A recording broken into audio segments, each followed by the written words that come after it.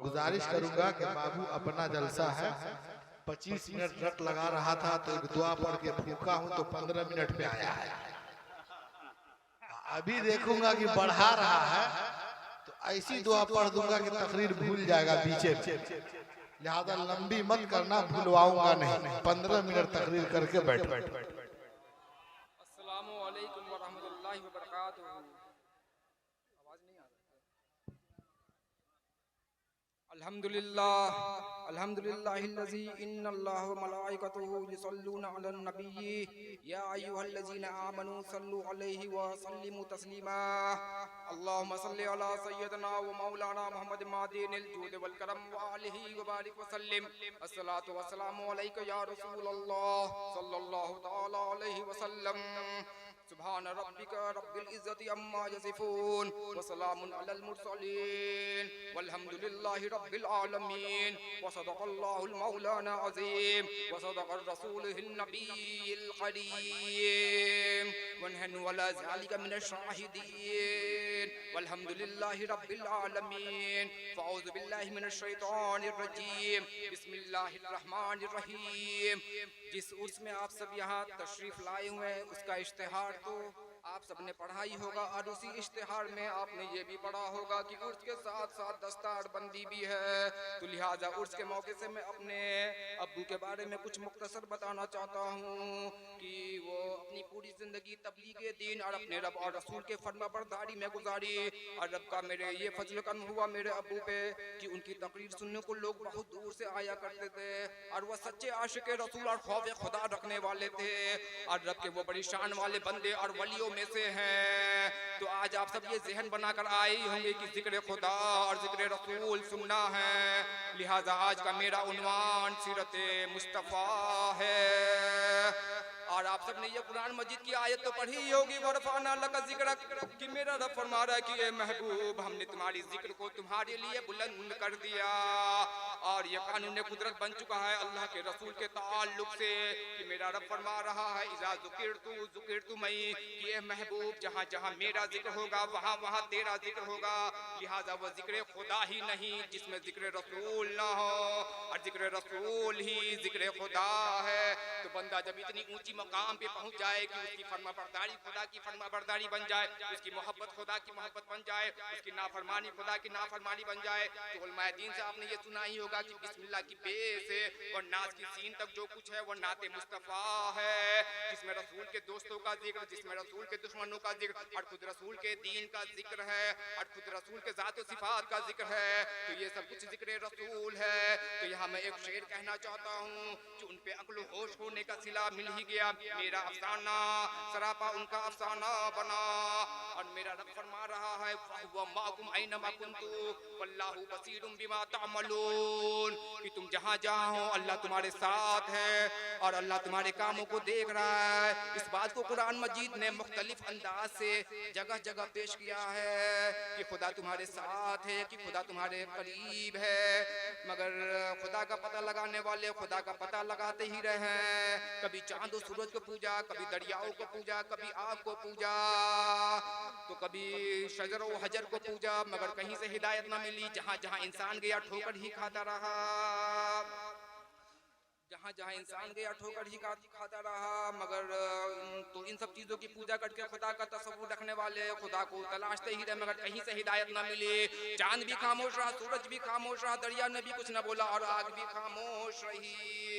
मगर जब यही लोग रसूल के बारगाह में आए तो सरकार ने इरशाद फरमाया अब तुम वहाँ आए हो जहाँ खुदा करीब है। तो इससे हमें यह मालूम हुआ कि जो अपने रसूल के करीब होगा वो अपने रब के करीब होगा। और रब की रजा यही है कि जिसे अपने से करीब करना चाहता है उसे अपने रसूल से करीब कर देता है, और जिसे अपने से दूर करना चाहता है उसे अपने रसूल से दूर कर देता है। और अगर खुदा को पहचानना चाहो तो जो कुछ जमीन और आसमान में है ये सब मेरे रब की निशानी है। सूरज और चांद भी मेरे रब की मौजूदगी की दलील है, और चाहे शजर हो या हजर ये सब मेरे रब की मौजूदगी की दलील है। और सभी लोग देख रहे हैं और अपने अक्ल के मुताबिक भी समझ रहे हैं, मगर रसूल की बारगाह ऐसी है कि यहाँ जैसी भी अक्ल लेके जाइए वह तुम्हें समझा देंगे। समझाने की जिम्मेदारी उनकी है, यहाँ समझने के लिए लिए जरूरी नहीं कि कोई सिद्दीक़ अकबर हो, कोई फारूक आजम हो तभी समझेगा। इसलिए मेरे प्यारे रसूल को कुरान मजीद में सिर्फ दलील नहीं बुरहान कहा गया है। दलील वह है जिसे तुम समझो और बुरहान वह है जिसे जो तुम्हें खुद समझा दे। और मेरा रब फरमा रहा है नहनु अक़रबु इलैहि मिनकुम वलाकिन ला तुबसिरून, मैं तुम्हारे शहद से भी ज्यादा करीब हूँ लेकिन तुम्हें शऊर नहीं। वफी अनफुसिकुम अफला तुबसिरून, मैं तुम्हारे जानों में हूँ क्या देखते नहीं। मगर हमारे लिए मुश्किल ये है कि हम मादा मादियात वाले, हम मकान मकानियात वाले, हम ज़माना ज़मानियात वाले, हम मादी व गैर मादी, हम मकान वाले वो मकानियत से पाक, हम महदूद वो ला महदूद, हम ज़मानी वो ज़माना ज़मानियत से पाक। तो खुदा जब इन सब चीज़ों से पाक है तो करीब कैसे? तो यहाँ जो कुर्बत मुराद है वो ज़ाती कुर्बत नहीं मुराद है, वो सिफाती कुर्बत मुराद है। और सिफाती कुर्बत ये है जैसे इल्म से करीब, हुकूमत से करीब, कुदरत से करीब, और इसकी कई शक्लें होती है। और रब तबारक व तआला का एक आम कुर्बत होता है जिसे मैयत आम कहते हैं, जो सारी मखलूकों के साथ होता है। और एक मैयत खास है जिसे कुर्बे खास कहते हैं, जो काफिर के साथ अलग और मोमिन के साथ अलग होता है। जो काफिर और मोमिन के साथ अलग होता है तो वो अपने मखलूक से अपने इल्म कुदरत शान रबूबियत और अपने रज़ाकियत से करीब है और सबको रिज़्क़ दे रहा है और सबकी तरबियत और परवरिश फरमा रहा है। तो जब आप आलम में अरवा में थे जब भी वह करीब, जब आप पुश्ते बिदर में पहुंचे जब भी वह करीब, जब आप आगोश मादर में पहुंचे जब भी वह करीब, जब आप इस दुनिया में रहेंगे जब भी वह करीब, जब आप कब्र में पहुंचेंगे जब भी वह करीब, कब्र से उठेंगे करीब, आखिरत में पहुंचेंगे करीब, जन्नत या जहन्नम में पहुंचेंगे जब भी करीब। और खुदा की शान आलम का शान कुर्बत का आलम यह है कि जहां भी जाओ वह करीब। तो अगर ये तस्वीर हम दिमाग में जमा ले कि खुदा हमारे करीब है तो हम हर गुनाह से बचने लगे और हम अपनी जानों पे जुल्म करने से बचने लगे। और एक बात यह है कि हमारे जिस्म में रूह तो एक ही है, जो हमारे जिस्म में हर जगह हाजिर और नाजिर है। ऐसा नहीं है कि आंख का अलग हो, कान का अलग हो, बदन के दूसरे हिस्से का अलग हो, हमारे पूरे जिस्म में रूह तो एक ही है। तो जब आपने जिस्म को रूह को मान लिया तो कायनात की रूह जनाब प्यारे रसूल सल्लल्लाहु ताला अलैहि वसल्लम, जिनकी हकीकत कायनात के जर्रे जर्रे में है। इसलिए मैं यहाँ ये कहना चाहता हूँ कि हमारे प्यारे रसूल हर जगह हाजिर और नाजिर है, आलिम है, मुख्तार है, कादिर है, मुक्तदिर है। जब वह न होंगे तो जमीन का फर्श लपेट लिया जाएगा, आसमान का सामियाना उतार लिया जाएगा, चांद और सूरज के चिराग गुल कर दिए जाएंगे। वह न होंगे तो क़यामत होगी। और हजरत इब्राहिम अलैहिस्सलाम का ये वाक़या तो आपने सुना ही होगा कि जब वो अपने रब के हुक्म से अपनी बीवी और छोटे से बच्चे को हज्जाज के वादियों में लाके छोड़ दिया तो उनकी बीवी ने पूछा कि आप कहाँ जा रहे हैं, आप हमें किसके सहारे छोड़कर जा रहे हैं? तो हजरत इब्राहिम अलैहिस्सलाम ने जवाब दिया मैं तो जा रहा हूँ मगर असल बचाने वाला साथ है, कादिर मुतलक साथ है। तो एक इस यकीन ने हजरत हाजरा को कितना सुकून अता किया कि जब असल बचाने वाला साथ है, कादिर मुतलक साथ है तो फिर डरने की बात नहीं है। और रब का फजल करम ये हुआ कि आज मक्का मुकर्रमा सारे आलम का मरकज बन गया और सबका सर इबादत के लिए उधर ही झुक रहा है। और एक बात ये इशारा कर दूं कि जब हमारे प्यारे नबी हिजरत के वक्त गारे सौर में पहुंचे तो हजरत अबू बकर सिद्दीक को घबराहट तारी हुई तो मेरे प्यारे रसूल ने फरमाया ला तहज़न इन्नल्लाह माना, कि गम न करो अल्लाह हमारे साथ है। तो यहाँ हमारे प्यारे रसूल ने ये नहीं फरमाया ला तहज़न इन्नल्लाह मई, कि गम न करो कि अल्लाह सिर्फ मेरे साथ नहीं, बल्कि मेरे प्यारे रसूल ने ये फरमाया इन्नल्लाह माना, कि अल्लाह हम दोनों के साथ है। तो जहाँ जहाँ रसूल वहाँ वहाँ खुदा, जहाँ जहाँ सिद्दीक वहाँ वहाँ खुदा।